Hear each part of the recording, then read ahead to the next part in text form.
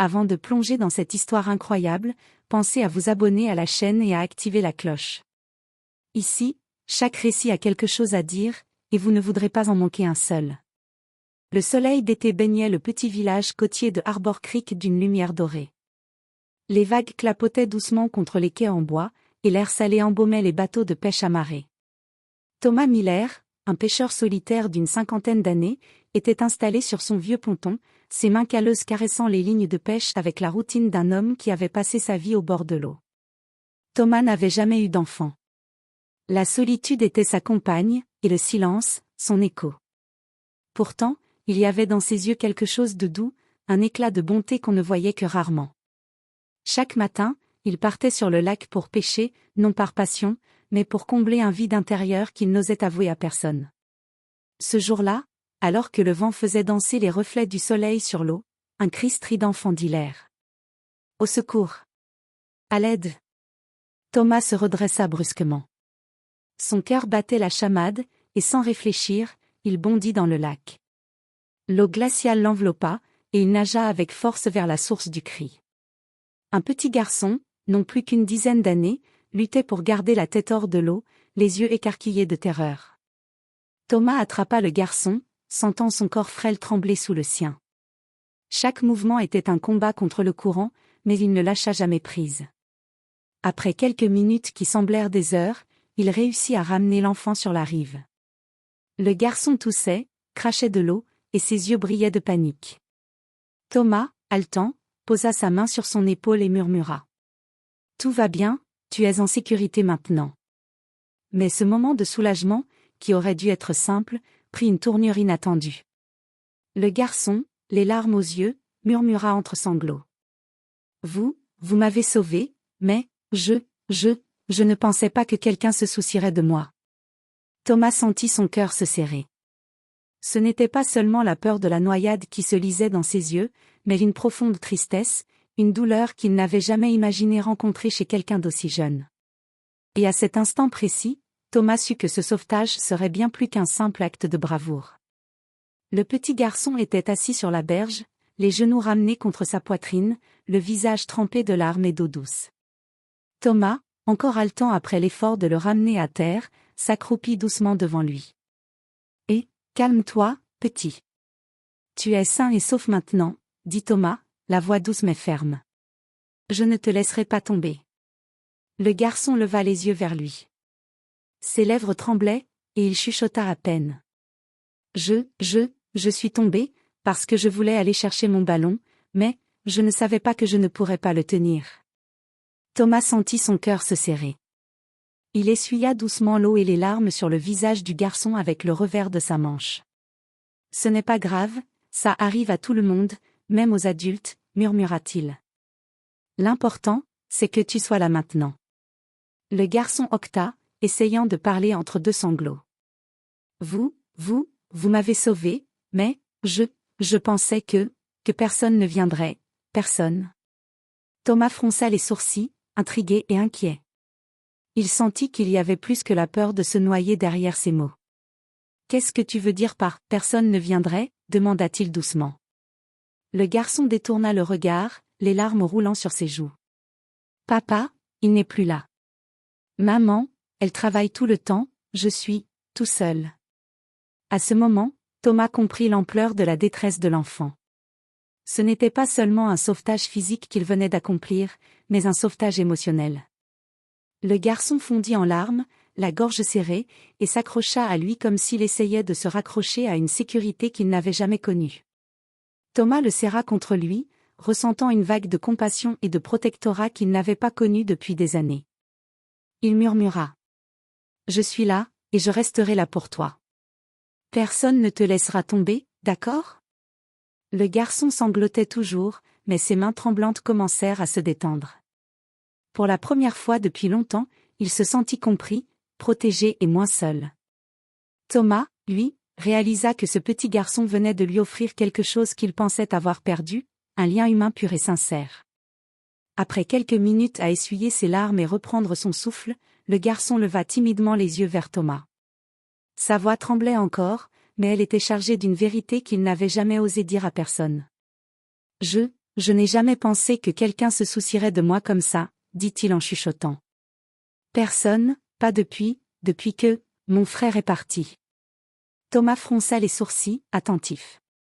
Il avait l'impression de toucher quelque chose de fragile et de précieux, un monde intérieur rempli de douleurs silencieuses. Ton frère, demanda-t-il doucement. Que s'est-il passé? Le garçon baissa la tête, les larmes roulant encore sur ses joues. Il est mort il y a 1 an. Je suis resté seul avec ma mère, elle travaille tout le temps, je n'ai personne pour veiller sur moi. Thomas sentit un poids sur sa poitrine. Il se souvint de ses propres regrets et de sa solitude, et pour la première fois, il comprit vraiment ce que signifiait protéger quelqu'un.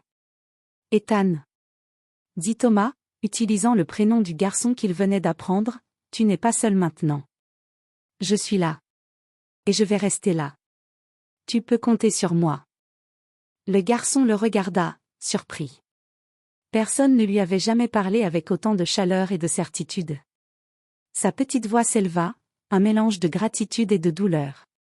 Merci beaucoup, je n'ai jamais eu quelqu'un comme vous. Thomas lui sourit doucement, ressentant une étrange mais belle responsabilité. On va traverser ça ensemble.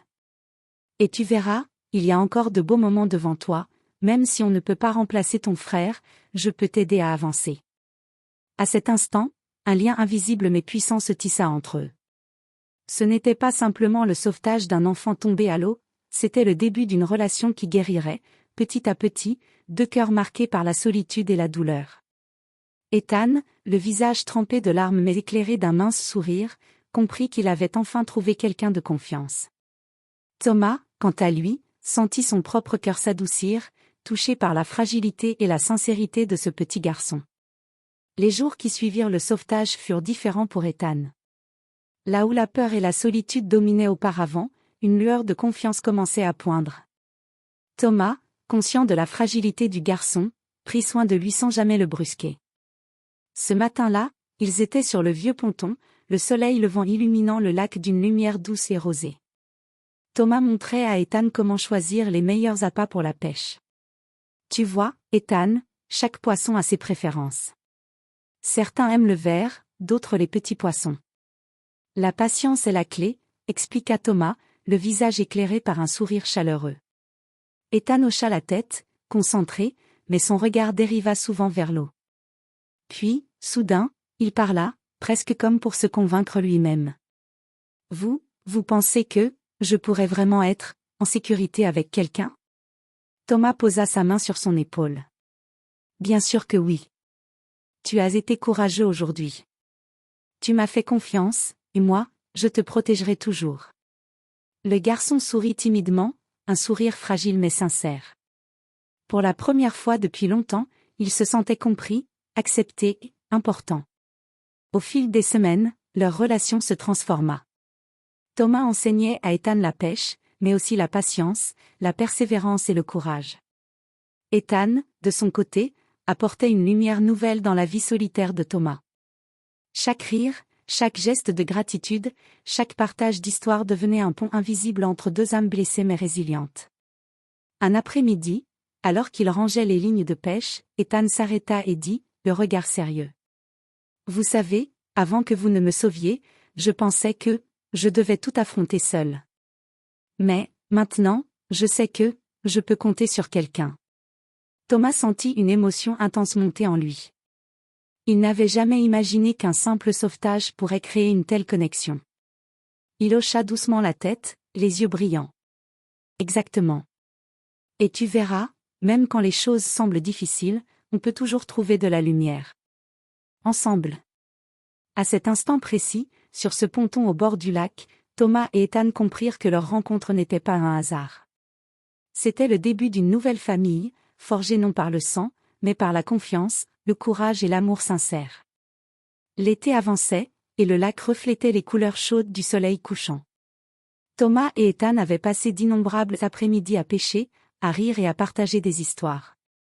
Chaque moment passé ensemble consolidait un lien unique, celui d'un père et de son fils d'adoption par le cœur. Un soir, alors qu'il rangeait les filets sur le ponton, Ethan se tourna vers Thomas, les yeux sérieux mais remplis de gratitude. Vous savez, Je n'avais jamais pensé qu'on puisse vraiment se sentir en sécurité, chez soi, avec quelqu'un. Mais, avec vous, je le sens. Thomas sourit, les yeux brillants, un mélange de tendresse et de fierté. Et je te promets, Ethan, tant que je serai là, personne ne te fera jamais te sentir seul. Ethan s'approcha et posa sa petite main sur l'épaule de Thomas, comme pour sceller cette promesse silencieuse. À cet instant, Thomas réalisa qu'il avait trouvé bien plus que le simple acte héroïque de sauver un garçon de la noyade. Il avait trouvé une raison de vivre autrement, une nouvelle famille qu'il n'aurait jamais cru possible. Quelques jours plus tard, la mère d'Ethan, touchée par la dévotion de Thomas, accepta avec gratitude son rôle de mentor et de figure paternelle pour son fils. Thomas et Ethan passèrent désormais leur journée ensemble, non plus seulement sur le lac, mais dans la vie quotidienne, construisant souvenirs, rires et sécurité. La noyade qui avait failli briser Ethan avait, paradoxalement, scellé le début d'une nouvelle vie pour eux deux. Les larmes qui avaient coulé ce jour-là n'étaient plus seulement des larmes de peur et de solitude, mais un symbole de renaissance, de confiance retrouvée et d'un lien indestructible. Thomas regarda le lac au crépuscule, Ethan à ses côtés. Et pour la première fois depuis longtemps, il se sentit entier. Merci, murmura Ethan, sans savoir que ces deux petits mots avaient déjà changé à jamais la vie de Thomas.